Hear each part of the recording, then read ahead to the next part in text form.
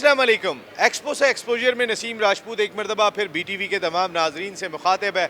एक ज़बरदस्त किस्म का एक्सपोजर या Pakistan international maritime expo and conference PIMEC की सूरत में ब्लू इकॉनमी से वाबस्ता जितने लोग हैं उनको यहाँ मिलता हुआ दिखाई दे रहा है। ये एक्सपोजर हमारे मुल्क की तरक्की में भी बहुत ही इम्पॉर्टेंट रोल प्ले कर सकता है। पोर्ट कासिम अथॉरिटी किसी तारुफ के मोहताज नहीं है। पाकिस्तान में अगर दो ही अगर हमारे पोर्ट हैं जो इस वक्त पूरी तरीके से ऑपरेशनल दिखाई देते हैं, उसमें कराची पोर्ट ट्रस्ट है या पोर्ट कासिम अथॉरिटी है। उनके सेक्रेटरी टीपू सुल्तान साहब मेरे साथ यहाँ गुफ्तगू के लिए मौजूद हैं। टीपू सुल्तान साहब, अस्सलाम वालेकुम। वालेकुम अस्सलाम, बिस्मिल्लाहिर्रहमानिर्रहीम। कैसे हैं आप? ठीक हैं? अल्लाह का शुक्र। तो फिर क्या लग रहा है, आप टीपू सुल्तान ने इतनी फतवात हासिल की थी, ये पाइमेक का ब्लू इकॉनमी के सिलसिले में कुछ पाकिस्तान के लिए बड़ी फतह हासिल करती हुई दिखाई दे रही है? देखिए, पोर्ट कासिम इस वक्त अल्हम्दुलिल्लाह पोर्ट कासिम जो है इस वक्त पाकिस्तान का प्रीमियर पोर्ट है और हम इस वक्त सबसे ज़्यादा कार्गो हैंडल कर रहे हैं। पोर्ट कासिम इस लिहाज से भी बड़ा यूनिक है कि पोर्ट कासिम पाकिस्तान का वाहिद इंडस्ट्रियल पोर्ट है जिस पे 13,000 से ज़्यादा एकड़ ज़मीन हमारे पास अवेलेबल है। कुछ 4,000 से ज़्यादा इंडस्ट्रीज़ उस पर काम ऑलरेडी कर रही हैं और कोई 250 के करीब 400 के करीब इंडस्ट्रीज़ ऑलरेडी काम कर रही हैं और 250 के करीब जो है वो अपकमिंग इंडस्ट्रीज़ हैं। तो आप इस हिसाब से अंदाज़ा लगाएं कि पोर्ट कासिम मुल्क की इकॉनमी में बड़ा इंपॉर्टेंट रोल प्ले कर रहा है।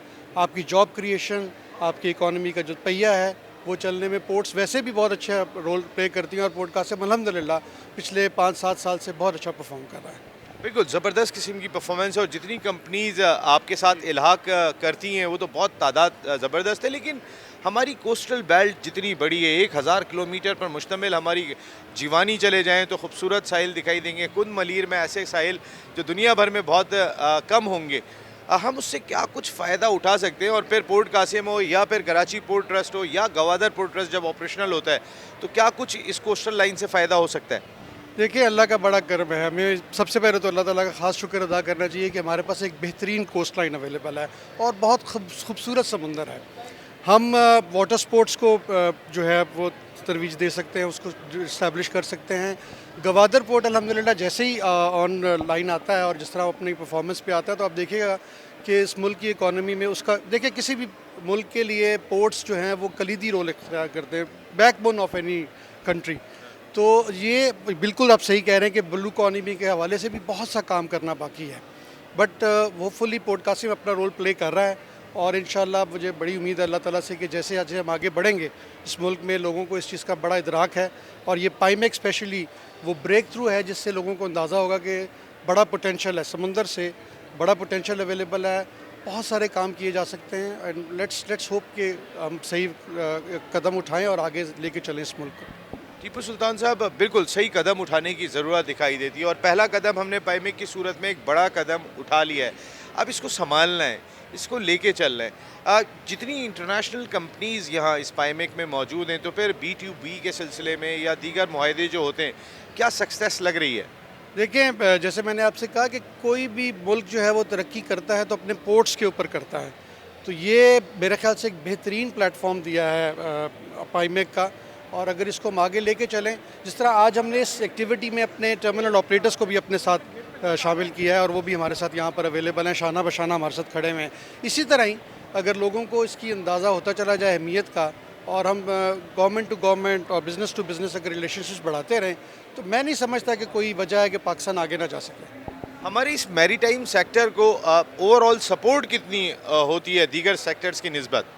देखिए, मैरीटाइम मैंने जैसे पहले कहा कि मैरीटाइम सेक्टर थोड़ा सा अभी लोगों को उसकी अंडरस्टैंडिंग नहीं है। जैसे इसकी अंडरस्टैंडिंग लोगों में आनी शुरू होगी और ये प्लेटफॉर्म मेरे ख्याल से आइडियल प्लेटफॉर्म है for many of the people. International community भी जो आई हुई है वो भी इस चीज़ को फील करेगी कि पाकिस्तान में बहुत पोटेंशियल है, उसको टैप करना ज़रूरी है। तो जैसे ही आप उसको टैप करेंगे, I am sure this will go up tremendously. जिस तरह पोर्ट कासिम ने जिस तरह LNG टर्मिनल्स बनाए, पोर्ट कासिम इस वक्त आपका एनर्जी हब है।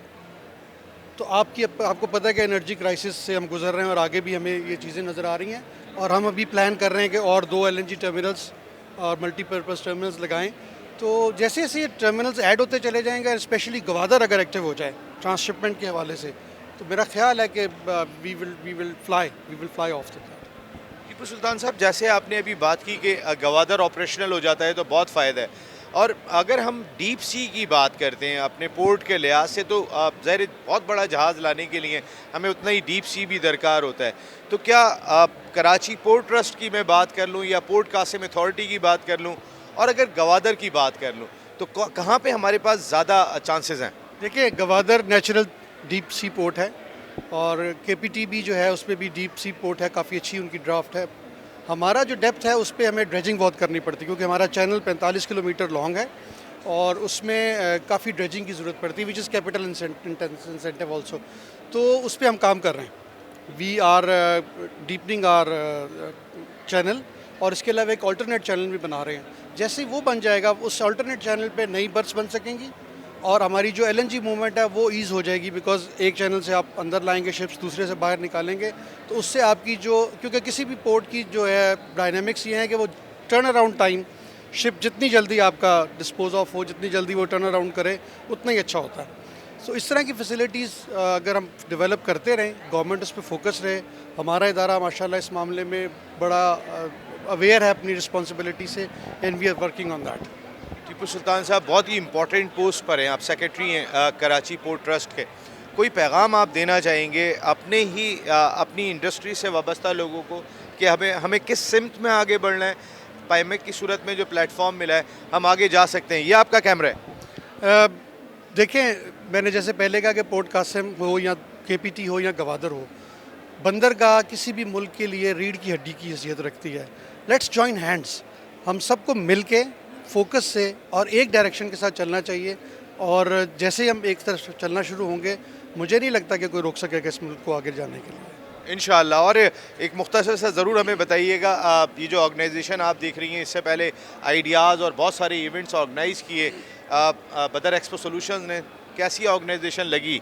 जी, आइडियाज़ में भी पोर्ट कासिम ने हिस्सा लिया था और it was a very good experience, और पाईमेक में भी हम आए हैं। बदर expo is doing a wonderful job. देखें, इन सब लोगों को इकट्ठा करना, स्टेक होल्डर्स को एक जगह पे लाना, एक प्लेटफॉर्म पे लाना, ये अब इटसेल्फ एक बड़ा काम है, और ये इसको बड़े अच्छे तरीके से कर रहे हैं। I wish them all the best in future also, and I hope कि आगे भी ले जाके हमें ये इकट्ठा रखेंगे और ये एक ऐसा प्लेटफॉर्म देंगे कि जहाँ से सब स्टेक होल्डर्स इकट्ठे होंगे और इस मुल्क में इकॉनमी जो है वो आगे तरक्की लेगी। Thank you very much Tipu Sultan sahab, बहुत बहुत शुक्रिया। जिस तरह बात की अभी टीपू सुल्तान साहब ने कि हमारी इकॉनमी जो है वो बहुत ही स्ट्रॉन्ग हो सकती है, और इतने मुल्क जब पाईमेक के झंडे तले आना शुरू हो जाएंगे और ये सब के सब मिलेंगे, तो B2B, बिज़नेस टू बिज़नेस हो या दीगर मामलात में, पाकिस्तान की मईशत को स्टेबिलिटी मिलनी ही मिलनी है इंशाअल्लाह। जो कोशिशें यहाँ पे ब्लू इकॉनमी की सूरत में दिखाई दे रही हैं। एक्सपो से एक्सपोजर में पोर्ट कासिम अथॉरिटी के स्टॉल से इतना ही। नेक्स्ट जल्द मुलाकात हो रही है। टिल देन, अल्लाह निगहबान।